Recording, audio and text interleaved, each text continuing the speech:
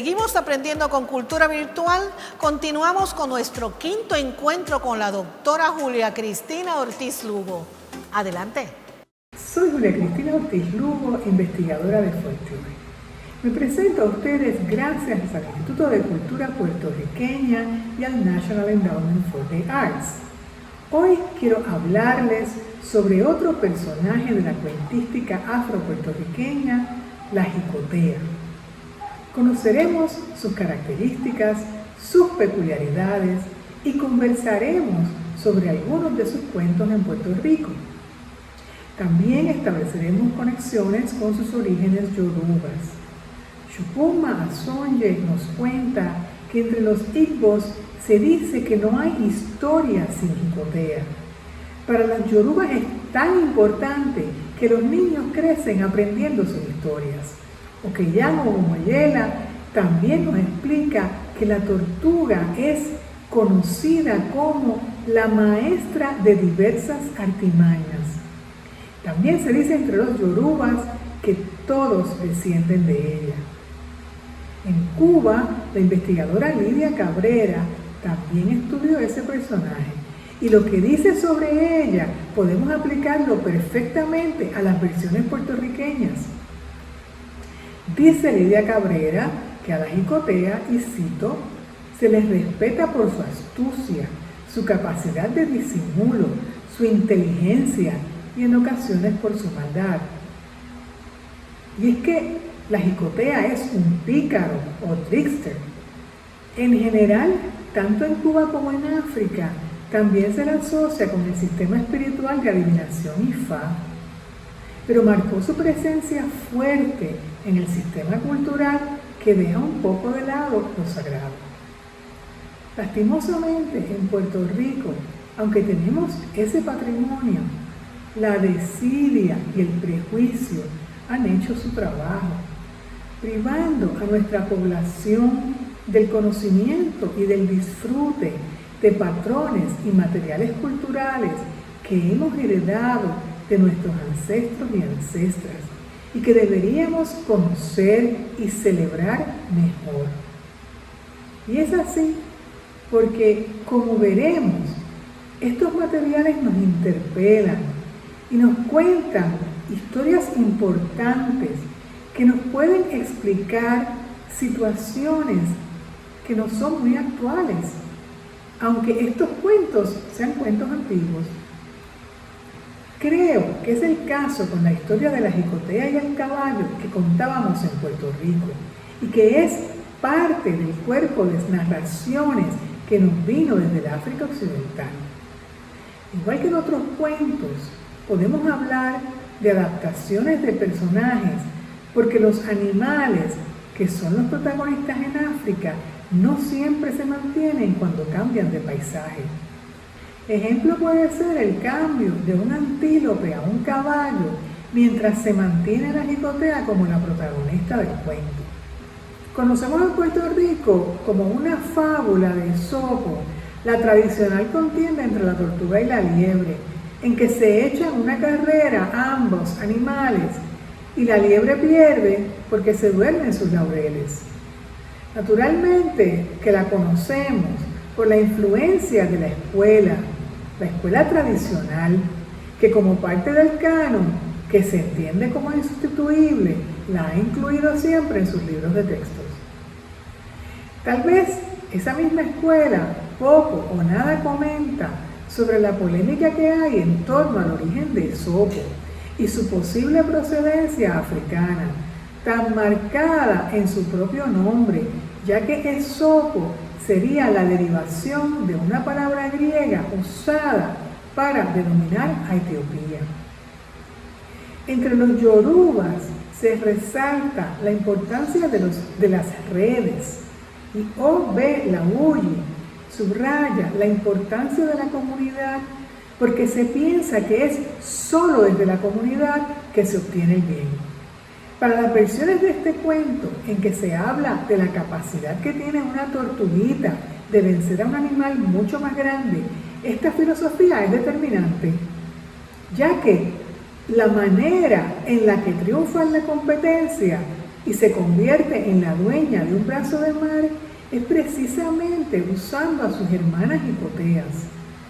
Empieza la carrera y mientras el caballo o el antílope están seguros de que jamás la jicotea podrá ganarles esa carrera, resulta que la jicotea trama su plan. Así, cada vez que el animal grande llega a una parte de la meta, se topa con que la jicotea ha llegado antes. ¿Cómo puede ser eso? Pues ejercitando los valores comunitarios, poniendo en práctica la consigna, en la unión está la fuerza. En cada pedazo de meta hay una jicotea hermana. Mientras el caballo o el antílope corren solos, apostando a su velocidad y resistencia, el caballo se daba su tono. Después de todo, ¿quién dudaba que eso era pan comido? Disfrutaba la suave brisa meciendo su hermosa crin. Disfrutaba de imaginar su estampa de superioridad. Las tortugas se esfuerzan, hacen su trabajo, usan su creatividad, pero más que nada establecen una red victoriosa de solidaridad.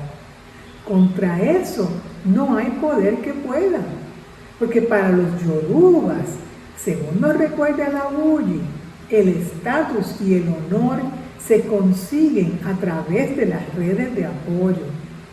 Parece evidente que contar este cuento hace una gran diferencia en cómo se ve el mundo y las estrategias para vivir. Mientras la fábula que le contamos a nuestros niños y niñas desde las escuelas les enseña a depender de su esfuerzo individual, lo que recordaban en la memoria popular puertorriqueña mostraba otro camino, un camino de confianza y aprecio en lo que juntos se puede lograr. Más aún, este cuento propone que cuando se es vulnerable o cuando se enfrenta a competencias desleales o injustas, es una competencia injusta que el caballo quiera correr contra una tortuguita. Pues mientras nos enfrentamos a competencias desleales o injustas, el apoyo de mis iguales es la estrategia perfecta. Con todos sus aires de grandeza, con toda su estatura, con toda su velocidad, ni siquiera porque llevaba mucho tiempo ocupando esa tierra, el caballo pudo contra el ingenio y la unidad de las jicoteas. Siendo chiquitas, siendo lentas, pero siendo astutas, solidarias y comprometidas, se organizaron, armaron su estrategia, ocuparon su lugar, afinaron sus melodías y rescataron para ellas y para las que vinieron después el pedazo de mar que el caballo quería quitarles. Mientras el caballo se fatigaba, embriagado de poder, cada una de ellas se había acomodado en cada porción de la meta. Ninguna tuvo que correr, ninguna tuvo que moverse. Tonto el caballo, que en su arrogancia pensó que podría contra ese ejército organizado. ¿Cómo podría haber sido de otra forma? ¿Cómo si no les explicarían a sus hijos e hijas el dejarse arrebatar lo que desde que el mundo se creó había sido de ellas? Eran ellas las criaturas de mar. El caballo, fuera, fuera. Jamás el himno de la jicotea sería arrebecunde, arrebecunde. Si recordamos los cuentos de araña de los que hemos hablado, vemos el uso de decisiones que pueden parecer conflictivas, pero que parten del ingenio. La estrategia de la jicotea también parte del uso del ingenio, pero en este caso convocando una red de apoyo. En Loíza logré 2 versiones de este cuento y ambas incluyen una de las características que se adjudica a la tortuga en la literatura africana: su canto, su voz. Se le adjudican cualidades importantes en la literatura africana, tales como encantar, cautivar con su voz, tanto que quienes la escuchan pueden perderse en el ritmo de su voz. Por eso resulta bien llamativo conservar a través de la memoria de Sixta Cruz, una narradora en Loíza, el estribillo o cancioncilla que las jicoteas usaban para hacerle saber al caballo que cada vez que él llegaba a la meta, ellas ya estaban allí. Fue también su memoria la que nos permitió rescatar el estribillo que tuvo que usar el caballo como parte de su acuerdo para esa contienda. En otra versión de Paula Plaza, aunque su función no es tan clara, se rescata otro estribillo. Pero sigamos con el tema de los estribillos, pero ahora volvamos a su uso en los cuentos afropuertorriqueños. Recordemos que son cancioncillas a las que aquel narrador de Salinas, Ovidio Feliciano, les decía contenido y que a lo largo de la investigación y a mi modo de ver, fue una de las características más puntuales que definiría nuestra narrativa oral afropuertorriqueña. Había mencionado que se ha estudiado la función que cumplen esas cancioncillas en la narrativa Mendé de Sierra Leona. Una de estas funciones es adelantar la trama, nos ha explicado su investigador Gordon Ince. Esta función se puede ver ejemplificada también en nuestro cuento de la jicotea y el caballo, porque cada vez que una de las jicoteas canta, quien oye el cuento sabe que las jicoteas están más cerca de la meta. La situación además se le va complicando al caballo. Tal como explica Gordon Ince para la narrativa Mendé, esas cancioncitas se usan en momentos climáticos, momentos como cuando el caballo se enfrenta a su posible fracaso frente a la jicotea. ¿Qué rayos está pasando? ¿Cómo esta endiablada criatura con su ridícula cintura y su paso cortito y torpe logra llegar antes que yo? No, ahora sí que no. Este es el último tramo y ahora sí que se verá quién es que manda aquí. Aguantaré la respiración y no pararé hasta tanto me coronen como el ganador. Ya tendré tiempo de descansar. Hoy mismo tendrá que recoger sus bártulos este patético animal. Corrió y corrió a todo galope. Qué bien se le daba aquello. Aunque, caramba, qué calor tengo. Notó que perdí el equilibrio y que sentía la nariz arrugada. Es el coraje que tengo, se decía. En vez de articular la canción una vez más para practicarla, porque esta vez sí que la cantaría a todo pulmón, solo le salían relinchos de sobresalto. Tenía el pulso acelerado y casi no podía mantener la cabeza en alto. No me llegaría con garbo, pensaba, pero ni modo.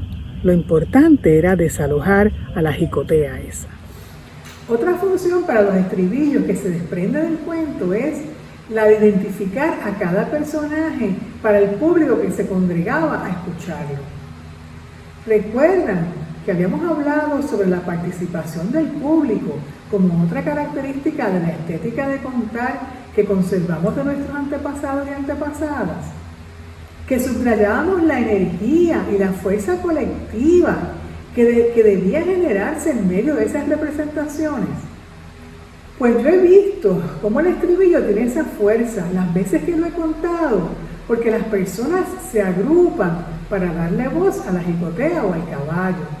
Y viendo esa dinámica entendemos la competencia que se da entre ambos animales. Según la voz de la jicotea embeleza, a mí es que me encantan las posibilidades de este cuento. Si lo tratamos como una pieza literaria que es, pronto nos percataremos de una interpretación que nos salta a la vista. Este cuento es una metáfora. Para entenderla es preciso voltear nuestros esquemas y leer la historia posicionándonos como se hace con cada lectura que hacemos. Con solo dos personajes es fácil decidir que ambos nos proponen cosas distintas.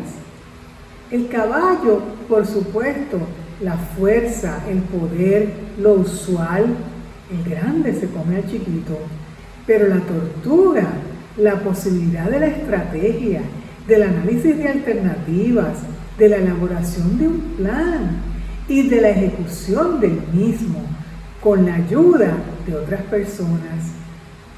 Los valores yoruba de la colaboración y de la comunidad vienen al auxilio de manera natural. Pero también para mí resulta imperioso, como parte de la lectura, someter esta historia a otras preguntas. ¿Por qué se acepta esa carrera? ¿Por qué se lleva a cabo? ¿Qué diferencias hay entre ambos contendientes? ¿Acaso esto no es una competencia desleal? ¿El caballo debía aceptar esta proposición? ¿No se supone que a quien más tiene se le debe pedir más?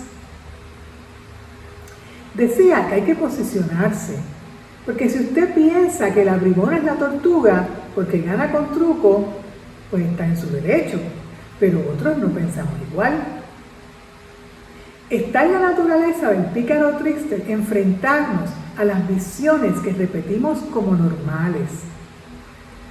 Parte de su función es, según nos comenta Hugo Moyela, recordarnos que las desigualdades proponen otras estrategias. Así es que nos toca reflexionar sobre esas preguntas y abrirnos a la posibilidad de que, como hemos visto en otros cuentos, las aventuras que tanto nos hacen reír nos llevan mensajes que se pueden aplicar a nuestra vida cotidiana y más aún a nuestra vida como pueblo. Tan maravilloso es este personaje que le sirvió de inspiración a la artesana puertorriqueña Débora Rosario, quien desde su taller Reflejos de mi Alma creó esta preciosa representación de Jicotea que con tanto orgullo comparto con ustedes. No hay duda de que estos cuentos son motivo de celebración. Todos me cuentan cosas de mis antepasados, aunque sea en clave. Si leo esos cuentos auxiliadas por la historia que con tanto rigor se ha investigado en nuestra isla, puedo entrar en una conversación muy importante y seria con ellos. Puedo darme cuenta de que me hablan sobre sus situaciones y sobre cómo las enfrentaban.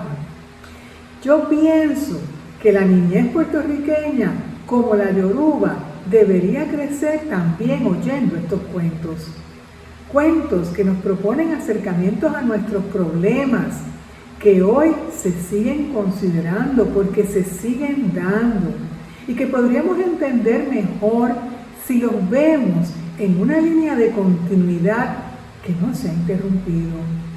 Un cuento como este, además, nos propone lo que con tanto éxito vamos viendo en los sectores que lo practican o lo han practicado hoy en Puerto Rico. La solidaridad es el camino, la unión de voluntades, el trabajo concertado es lo que trae el bien común. Es una buena lección para acompañar a nuestros niños y niñas en su desarrollo hacia formar una ciudadanía alerta y estratégica. Y esas lecciones son parte de nuestro tesoro como pueblo. Soy Julia Cristina Ortiz Lugo, investigadora de folclore. He conversado con ustedes gracias al Instituto de Cultura Puertorriqueña y al National Endowment for the Arts. Hablamos sobre otro personaje de la cuentística afropuertorriqueña, la jicotea. Hoy conocimos sus características, sus peculiaridades y mencionamos algunos de sus cuentos en Puerto Rico. También establecimos conexiones con sus orígenes yorubas. Aprendamos un poco más sobre el personaje de la jicotea. Lidia Cabrera escribió sobre sus cualidades sagradas. La asocia con el dios Changó porque es su vehículo y alimento ritual. También la relaciona con la santería y el mayombe porque comenta que es parte de los hechizos, amuletos y remedios que se usan en estos sistemas espirituales. En su libro Ayapá Cuentos de Jicotea incluye las más diversas aventuras del rico patrimonio que se conservó en Cuba. Nos muestra una jicotea astuta, pero también un ser misterioso que sabe manejar fuerzas secretas de la naturaleza. Escuchen ahora este cuento nigeriano del género del porqué, que nos explica por qué la jicotea tiene el carapacho agrietado. Resulta que hubo un baile en el cielo para los animales. Jicotea quería llegar, pero claro, Jicotea es un animal de la tierra. Logró que sus amigos y amigas de plumas le prestaran cada uno una pluma, y fue así como llegó al baile. Cuando se acabó la fiesta y era hora de devolver la pluma, Jicotea no tuvo más remedio que devolverlas. ¿Cómo volvería a la casa entonces en la tierra si se quedó sin plumas? Armó un plan y le pidió a uno de los invitados que le hiciera un favor cuando regresara a la tierra. Le dijo que le pidiera a su esposa que amontonara todos los artículos blanditos que tuviera en la casa. La jicotea pensaba lanzarse desde el cielo y aterrizar en la pila blandita. El invitado transmitió las instrucciones al revés y la esposa en su lugar apiló todo lo duro, tal como se le había explicado. Fue así como pueden imaginar qué pasó con su carapacho cuando aterrizó sobre la pila de todas las cosas más duras que su esposa había podido acumular. ¡Auch! ¡Auch! Comparto con ustedes 3 títulos para seguir disfrutando de las aventuras de la jicotea.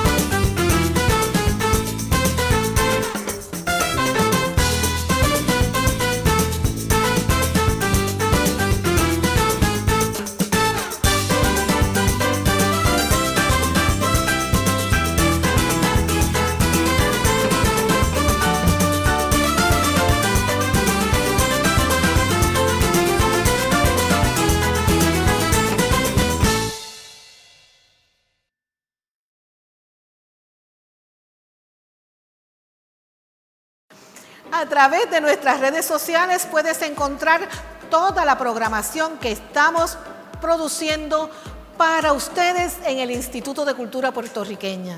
Seguimos aprendiendo con Cultura Virtual, es parte del programa institucional Cultura Rodante y cuenta con el apoyo del National Endowment for the Arts.